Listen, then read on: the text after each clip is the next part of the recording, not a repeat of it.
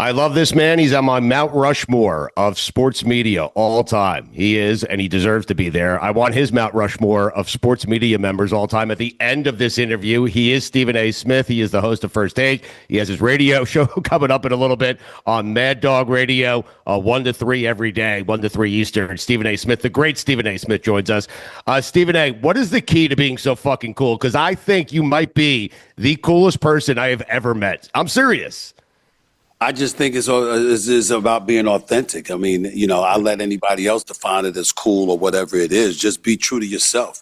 What you see is what you get. Be the kind of person that, is consistent, good, bad, or indifferent.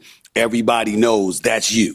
When they see you and you are, they're not trying to say that you're something different, that you are who you are. And as long as you're that person, you're good to go. How many steps can you take without someone saying, "Hey, Stephen A"? Maybe about 3. I mean, in this day and age, I mean, I don't know if it's a blessing or a curse or whatever. I just know that I'm pretty well known no matter where I go. And obviously for a lot of reasons that I don't have anybody to blame but myself. So it's not a negative. Sports is sports. But then I'm on soap operas for crying out loud. And so, you're doing sports, you're doing soap operas, you're doing politics like I do now and stuff like that. So the combination of it all, you're going to run across somebody who either hears you or sees you. And obviously everybody thinks they know you because of it. So you got that going on. Do you find yourself being exhausted from all the work, and then when you're done with the work, can't take 3 steps without someone saying, "Hey, Stephen A"? Well, you know what? It's not that, Stu. What it is that the work never phases me. I'm never tired from the work. I'm tired from bureaucratic bullshit. I'm tired from, like travel. Like if you're traveling, you're getting stuck in airports and stuff like that. And then, I'm blessed and fortunate enough. Sometimes I can afford to fly private. So, you do that. But even then, you run into people that know you. And I've often told stars, because, going to a lot of Laker games and stuff like that, or Knicks games, you see a lot of stars. And I always tell them this: people want your autograph or they want your picture. When it comes to me, they want to debate. It's something that I said, they want to challenge me. And a lot of times they want to challenge you just to say they challenge you. They don't even disagree with you. They know exactly what you said. Like, for example, if somebody walks up to me and says, "Stephen, who's your GOAT?" Now you're just trying to start a conversation, because who doesn't know who the hell my GOAT is? I've said it a gazillion times spanning decades. We clearly know who my GOAT is. So why would you ask that question? You're just trying to provoke a response. So you see a lot of that going on, but it is what it is. It comes with the territory. And you can't bitch about the stuff that you asked for. I do sports. I try to do it on an elite level. I'm essentially asking for the attention, not directly, but indirectly. I'm not shying. This is the profession that I chose. I know what comes with it. I never anticipated my popularity would be what it is, that my success would be what it is. I'm very blessed and grateful that it has happened. But there are other things that come with it, and you just got to be a big boy and take it. I wanted to thank you because you have shared someone. I grew up listening to Mike and the Mad Dog. Chris Russo is the reason I got into this industry. And he was it was like New York's little secret, Christopher Mad Dog Russo. And now you have shared him with the rest of the country. And I wanted to thank you for that, because the rest of the country deserves to see just how fucking crazy that guy is, Well, he is crazy, but I love him to death. I'm so happy to have him on First Take. So happy to be a part of Mad Dog Sports Radio, because there's a lot of opportunities that have come my way that I could have done different things rather than returning to sports radio with Mad Dog. But it's Mad Dog. And so when you look at it in the relationship that we have, that speaks for itself. But you know me, it's like I like a potpourri of perspectives, opinions, and things of that nature.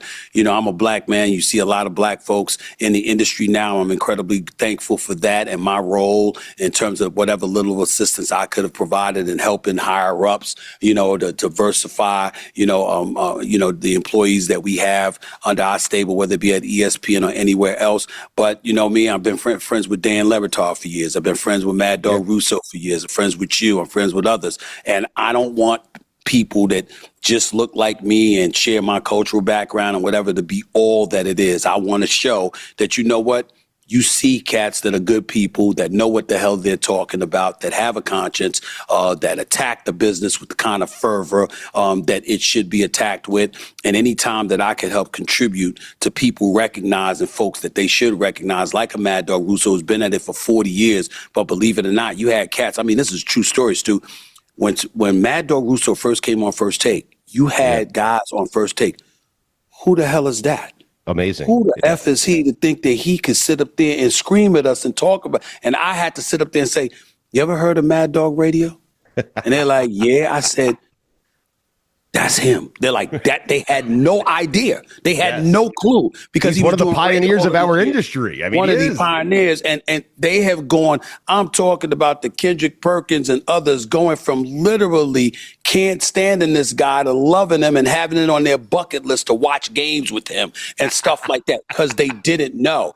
And it's like, doggy, what you see is what you get. He's different from us. He thinks differently than us, but he brings a freshness to the equation and an authenticity to the equation that you genuinely appreciate that's different from you, but it enlightens you. It makes you feel like you're having a lot of fun and the whole bit. And really, man, that's what it's all about. Yes. But are there times where you're sitting there and he's giving a take and he's going crazy and you're just sitting there and you're thinking to yourself, you're sitting back, you're on the set of First Take, you're like, this fucking guy is crazy. He is crazy.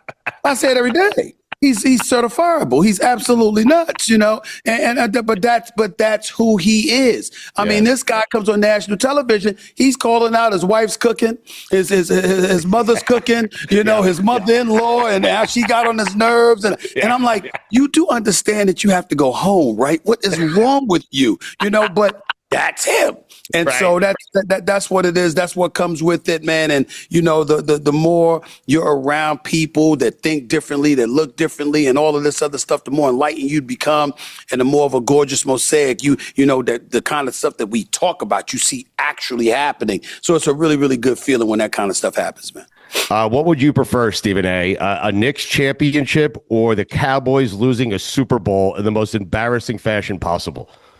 That's a tough-ass question. I know. That's why I asked it, Stephen A. I'm a Knicks fan. That's a tough-ass question because, I mean, it just does something for my soul when I see Cowboy fans miserable. I mean, it's just something about it, I mean, my all-time, to see them when they lost that playoff game, whether it be the San Francisco, whether it be the Green Bay, especially when you saw folks leaning over the railings crying, grown men crying. I mean, it's just hilarious. One dude hugging some woman, consoling her, and turns out that wasn't his woman. It was some other woman he had on the side. He got busted. So the Cowboys forced you to lose your relationship because your girlfriend dumped you. I mean, to know that a Cowboys loss had that kind of profound impact on the lives of their fans, it just tickles me to death. I absolutely love it, And I love that fact that it especially happens right after the holiday season. So they go into Thanksgiving and they start feeling themselves. Then Christmas comes, they get a little nervous, a little worried. New Year's Eve comes, they feel even more nervous.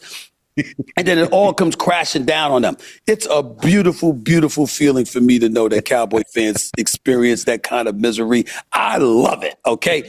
But having said that, the answer to your question would be the Knicks championship. It's been since 1973, man, and we won the championship. So I'm starving for one. There's no doubt about that. And that would mean the world to me. That would mean I can't put the Cowboys' misery above Knicks' glory. Knicks' glory would have to come first. Stephen A., you're known for the debating. You're known for being one-on-one with somebody and debating. But you also are able to have that conversation with yourself doing a solo show better than most people can do it. Which do you like better? Do you like being able to just talk at your own pace and have the conversation inward, or do you like having the debate? There is no either or. It's the combination of both. When you're doing one, you're salivating for the opportunity to do the other.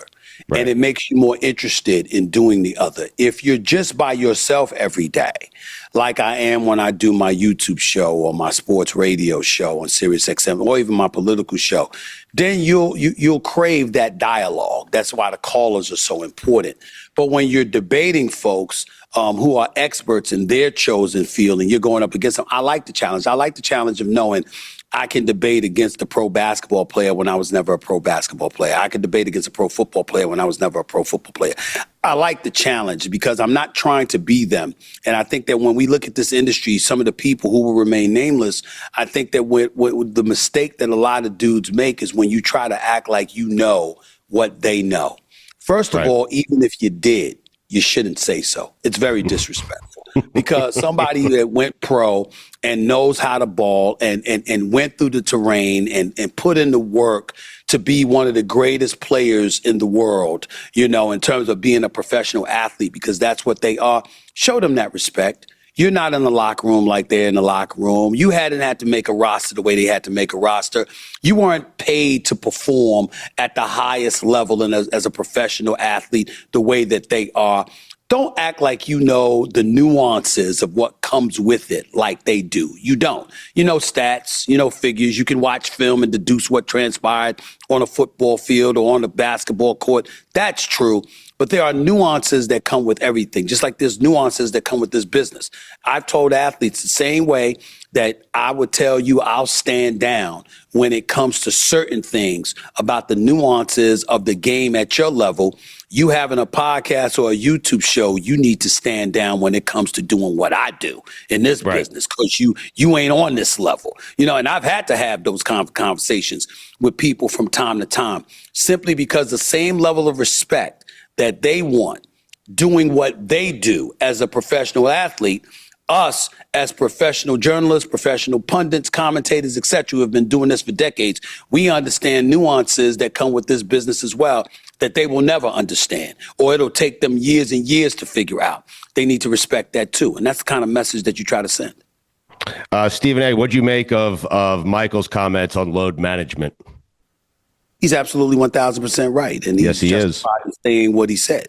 Yeah. And I applaud him for being forthcoming enough to say what he said. You know, he's a friend of mine, and he has always told me his feelings are very, very, very consistent when it comes to that. This guy played all 82 games 7 to 8 times. He didn't play 82 games, 16 seasons the way John Stockton did, but he certainly did it enough. He's a 10-time scoring champion, a 9-time all-first team, all-NBA player, a defensive player, a scoring champion, obviously a 6-time champion, a 6-time NBA Finals MVP, you know, and the biggest box office attraction outside of Michael Jackson.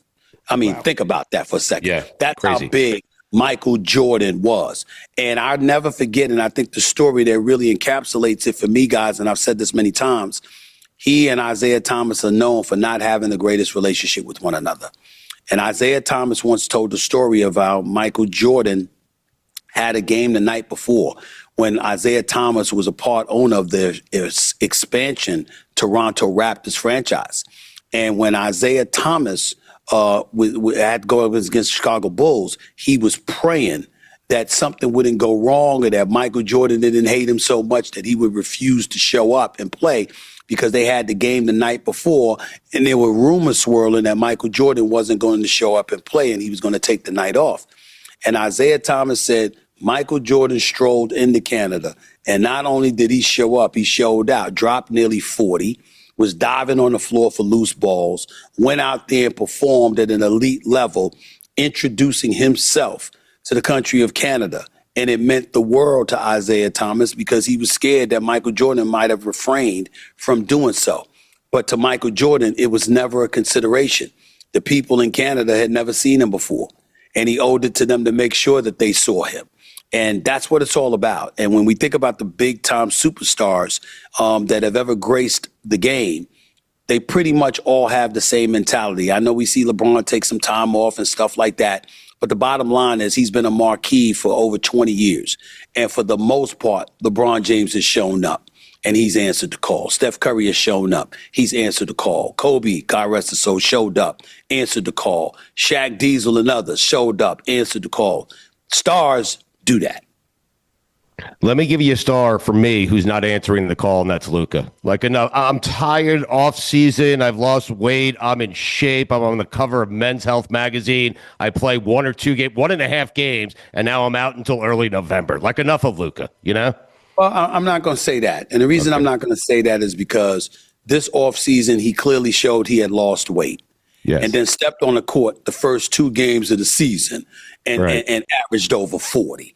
I mean, damn near 50. So what I'm saying is that, again, I don't like the fact that he's hurt. Durability is obviously a question mark. But when you looked at him and you saw his body and you saw the way he started out the season without LeBron James on the basketball court, what we can't deny is that he opened the season ready to play. Injuries do happen. He did open the season ready to play. Now, had he came into the season and he's looking chubby like he customarily does and stuff like that, that would have been different. But that's not what Luka did. Luka was working out in the summer. Luka worked the weight off, and on top of it all, he started the season out ready. I know he's great when he plays. The problem is playing. That's the problem for me. That's true. Just play. That's true. That's true. Well, listen, I'm thinking about the likes of a Kawhi Leonard, a brother that invents ways to take time off. I mean, it's gotten to a point. I mean, it's shocking. That hasn't happened yet this year. But when I think about load management, I stay on Kawhi Leonard because I've never seen anybody like him. I've never seen somebody who is such a skilled professional at getting time off. I've never seen it. I've never seen it. He's very gifted. He's very skilled. I mean, he really has to teach us how to do it because I've never seen anybody that ensures that he gets paid and compensated and all of this other stuff while taking so much time off. He is the most gifted AWOL player I think I've ever seen. Hey, Stephen A., it's Taylor. I consider you the sports take GOAT, and I want to run a take by you. I'm watching this World Series. The Dodgers. So you're working at a take here on Stephen A. Smith. That's what you're doing? Okay, go ahead. I like this. Yes. The Dodgers have the highest payroll in baseball. The Blue Jays are the scrappy underdog. Does it feel like the Blue Jays are America's team? You know what? I don't blame you for answering that question. That question. I would tell you they don't have the cheapest payroll. The Dodgers over 350, no doubt. But the Blue Jays were around 255. It's not like they did the Tampa Bay Rays or something like that. So they spent some money now. Guerrero's got a 14-year, $500 million deal. But they got some studs on their squad. And I would say this to you. No, I'm not going to sit up there and call them America's team. But I'll tell you that Americans right now are wishing they were because they're about to take the Dodgers up out of here. Unless something changes, they're about to get the Dodgers up out of here because they are busting their ass. I mean, to first pitch off Snell yesterday. Yeah. And then Guerrero follows that up. Before they had a chance to pass gas, they were down 2-0. And where's Mookie Betts? There's nowhere to be found. Yes. Excuse me. So I'm looking at stuff like that, and I'm saying, I expected more from the Dodgers. You spend that amount of money, I expect you to have a better bullpen than they had, even though they showed up in Game 3. I expect the Snell. You could look bad in Game 1, but then go get smacked around like that in Game 5. I don't like that. That's a bad look. Shohei Ohtani can only do but so much. Somebody's got to help him. And so that's how I'm looking at the Dodgers right now. Obviously, they're on the brink of elimination. I hope they win tonight because I would love to see a Game 7 where anything goes. But it wouldn't surprise me at all if the Blue Jays took them out in 6 at this point. Did we make too big of a deal about Ohtani and his performance the other night, the 18-inning game? Because I heard people saying over the last 24 hours, Stephen A., that he's the greatest baseball player they've ever seen. He's not. He's the greatest athlete they've ever seen. He's not. That would be Michael Jordan. We made too much of Ohtani, did we not? Let me ask you this question. Tell me a better baseball player that you've seen. Bonds. Who is it? Bonds? Yeah. Bonds was sensational. Yes. And I brought Bonds up the other day. And by the way, he was a Hall of Famer before the whole steroids thing came about. Agreed. No question about it. Yeah. But in the same breath, he wasn't hitting homers like this until steroids, and he certainly couldn't pitch. So what's the deal? I can't say Bonds over Shohei Ohtani when it comes to being a complete baseball player when the man can sit up there and smack 50-plus home runs, plus go out there on the mound and give you 6 or 7 innings of shutout baseball as a pitcher. We haven't seen that since Babe Ruth, and I never watched Babe Ruth, okay? I watched Shohei Ohtani, and I don't think it's far-fetched to call him the best baseball player ever. All right. The guys here want to play a game with you, and we'll get you out of here. We know you're short on time. It's called Stephen A. or Stephen A. Okay? So Stephen A., you're going to agree that you would do this. Stephen A., why am I explaining it to him? It's a fairly obvious game. Go ahead, Taylor. Take it away here. So the first one, talking on speakerphone in public, Stephen A. or It's definitely Stephen A. Oh, hell no. You know what I'm saying? I don't like people knowing my business at all. So, I mean, what the hell are you having a public conversation? Why are you having a conversation on speakerphone in public? You're just inviting people to listen to your business. That is the antithesis of who the hell I am. That's Stephen A. all the way. Right. Stephen A. all the way. Hell no. Yeah. Ordering your steak well done. Ooh. Oh, Stephen Yay, no doubt. I mean, I like it medium well or well. I don't know. I don't want my meat bleeding at all. Right. I'm thinking parasites and all of that. So I don't want my meat bleeding at all. I want it cooked. Okay, so that would be Stephen A. Right, Stephen A. Yes. Stephen A. Oh, Stephen A. I'm sorry, Stephen A. I don't get the game, and I tried to explain it to him. Fuck me. Jesus. Stephen A. No doubt. That's definitely Stephen A. No doubt about it. Medium well or well, everything. Okay. Nothing medium or less. Nothing. Right. Perfect. Okay. Reclining on a plane, Stephen A. or Stephen A.? Ooh. Well, Stephen A. Yeah. Stephen A. No question. Damn right I'm a recline. I'm a recline. There's a button there to money recline. it costs me to pay for them damn flights, damn right. I'm not going to sit up the whole flight. I'll be damned if I'm not going to recline. Now, I'm not going to be rude to somebody behind me and recline all the way in their lap or something like that. No, I wouldn't do that. But I'm definitely going to recline a little bit, no doubt. Yes, but you'll tell them behind you, hey, if I'm reclining, you have a problem with it, you recline. We all recline, we're reclining. No, I don't do that. I'm very, very considerate to other people. Don't tell anybody. Please keep that to yourself, but I'm actually a very nice guy. All right. But nobody needs to know that. Speaking of being considerate of other people, peeing in the pool. That's disgusting, Stephen A. No way. That's nasty. That's nasty. That's nasty. And people who do that should be ashamed of themselves. Oh, chlorine, all this stuff. Get rid of that. That's nasty. That people putting their head underwater and your piss is in the water. That's jacked up. That's jacked up. It's very thoughtless. It's very inconsiderate. And I don't think human beings should be that way. That's nasty. Hell no. Stephen A. No way. All right. No way. Stephen A. Okay. No way. Taylor, go ahead and ask the next one. I know what it is. Go ahead. Miami is a better city than New York. Stephen A. Stephen A. Oh, wow. Wow. Stephen A. Easy. Wow. Miami. Wow. It's special. Yeah. You love South Beach. It's very, very, very special. And once upon a time, it was South Beach. It could be South Beach. It could be Coral Gables. It could be downtown Miami. It could be a lot of places in Miami. Miami is special. I'm going to have to say Miami. Yes. And the weather's nice, too. It is, right. But New York's going to be mad at you. They're going to be very upset. I could give a shit. I know you. I could care less. I care less. All right, one more. We'll get you out of here. Go ahead, Mikey. Last one. Rooting for multiple teams in the same sport.